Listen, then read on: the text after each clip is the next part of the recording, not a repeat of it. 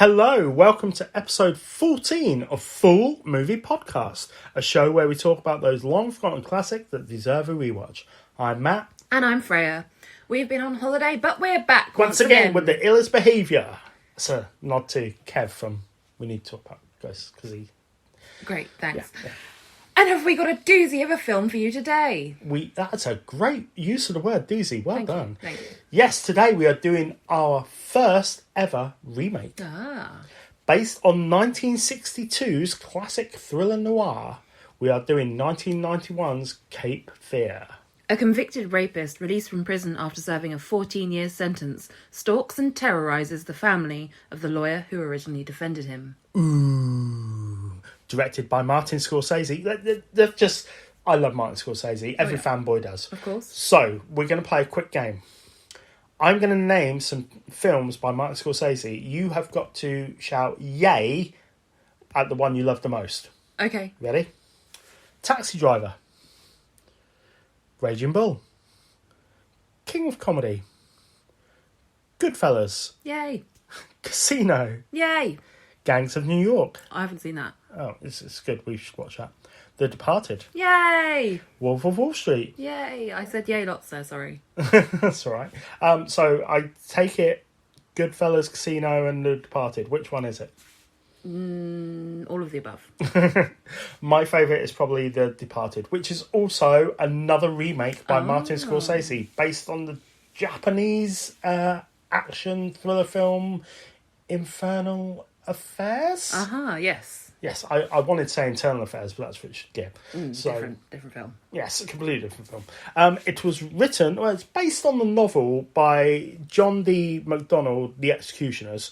It was adapted as a screenplay by Wesley Strick. Now, I'm going to name some films, and you're going to notice a pattern and a little bit of a downfall of Mr. Strick here. Okay. So, obviously, Cape Fear. There's Arachnophobia. Wolf, the Jack Nicholson and Michelle Pfeiffer film. Oh, yeah. Really good film. The Saint. Dwayne "The Rock" Johnson's Doom. Oh. Yes. And then the remake of A Nightmare on Elm Street. Yeah. So, do we like this film or what? Of course we do. We love this film. I have not seen it for a very long time, apart from earlier today. Yeah.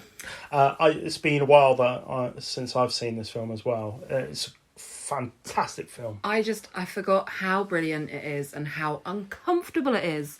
It's hands down, Robert De Niro is absolutely brilliant. He's always brilliant, but I'm gonna inject here and say that also all of the cast. Oh yeah, I'm not saying Nick Nolte, fantastic.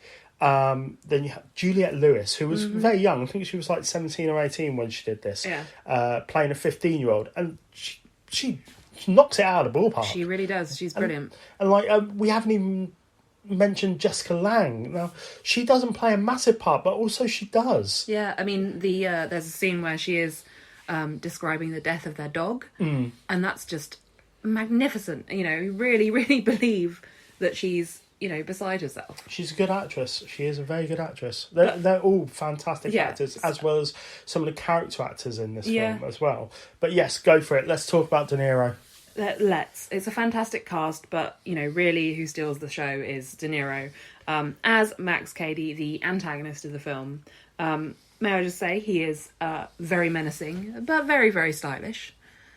Well, funnily enough, that was going to be one of my facts. Sorry. Basically, Robert De Niro helped the costume design, pick the clothes for Max Cady. Well, I mean, he's so brilliantly dressed, for the, looks kind of 70s, I guess.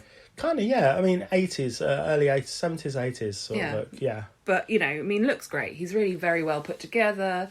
I think at one point he's putting mascara in his hair. Yeah. Something we've all done. Oh, yeah, of course. But, he looks great. Even down to the red leopard print Speedo he's wearing in his strip search. Yep. I mean, you've got to rate that. But, what it comes down to is he's this really, really charming character, southern drawl, knows exactly what to say, but he is a complete monster. He is absolutely inhuman when he wants to be. Well, he's this is going to sound like a complete oxymoron, but he's a precise, chaotic character. Yes. Yes. Yes.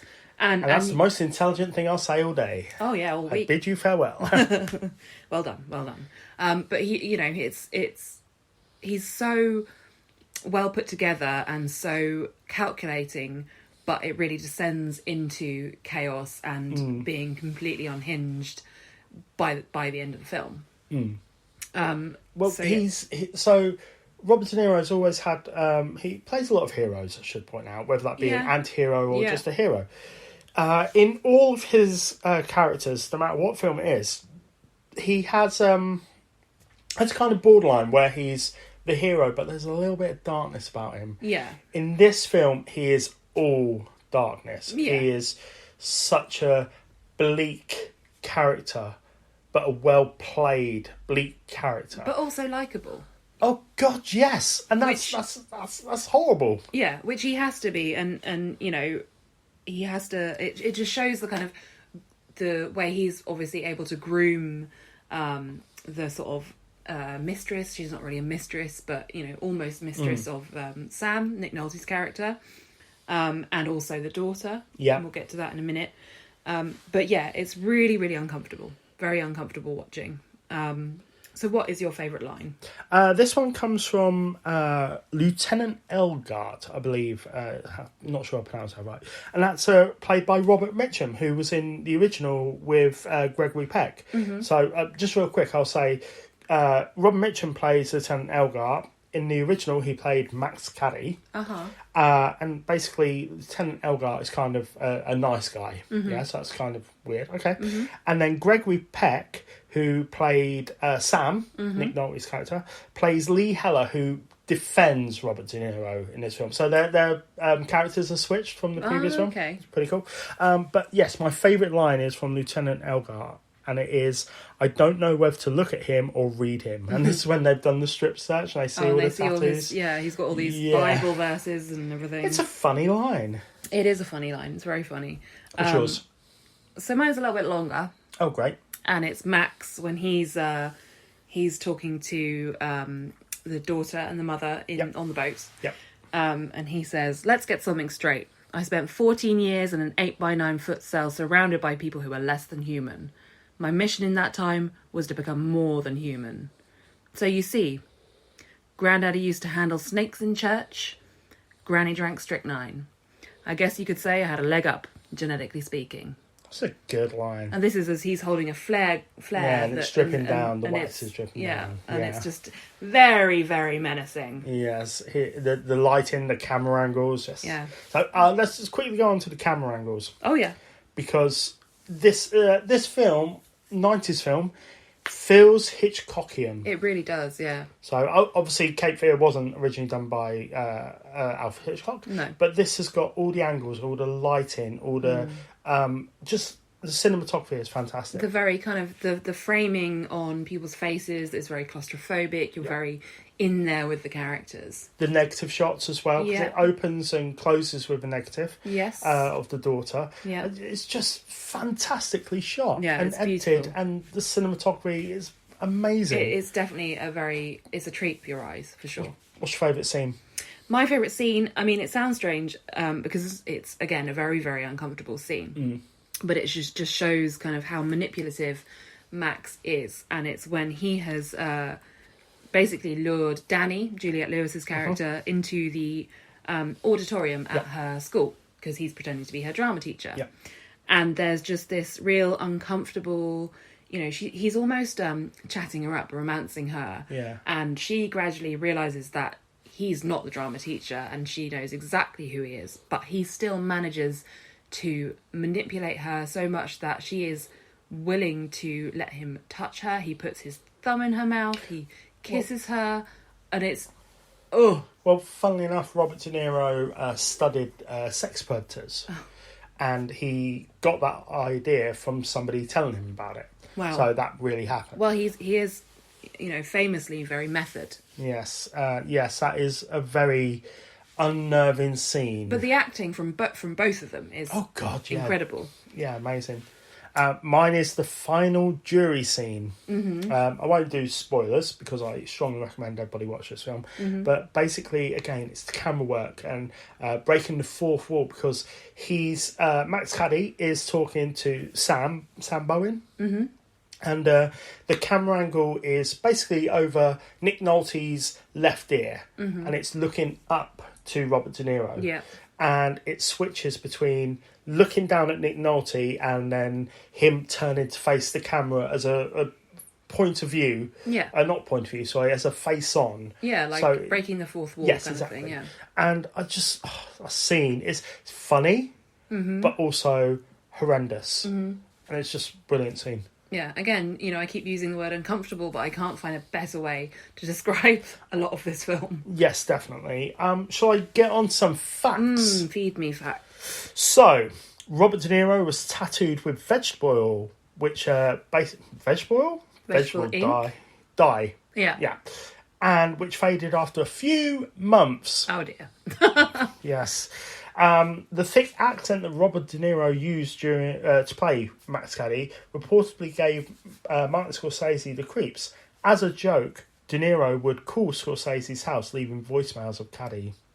Steven Spielberg, the wonderful Steven Spielberg, was originally set to direct. He later recommended Martin Scorsese for the job and personally called Scorsese, letting him know that this was a commercial film that had potential to be a hit, which would exercise more power for Scorsese to make his films. Robert De Niro played scenes with Kevin Kline and Phoebe Cates. Oh, I love Phoebe Cates. Yeah. In the Sam and Danielle roles for Martin Scorsese, when De Niro was trying to interest him to direct the film. When Steven Spielberg was attached to direct, he had plans of casting Bill Murray or Harrison Ford as Max Caddy. Interesting. Yes, I think that would be very interesting, actually. It would. The scene where Robert De Niro sits on a brick wall, he's actually sitting on behind a blue screen, and all the fireworks were added later in production. That's a brilliant scene. Fangoria magazine were barred from covering this film because Universal, Steven Spielberg and Martin Scorsese saw the film more as a thriller and not a horror film. Robert De Niro would only get under the Bowden's car if the stuntman could prove it could be done. So, yes. Oh, real quick. Actresses who were going to play Danielle. Nicole Kidman. She was considered to be too old. Sure. But only by a couple of years. Yeah. Reese Witherspoon, Drew Barrymore, Sarah Jessica Parker, Alyssa Milano, and Christine Applegate. So, yes. So all the 90s.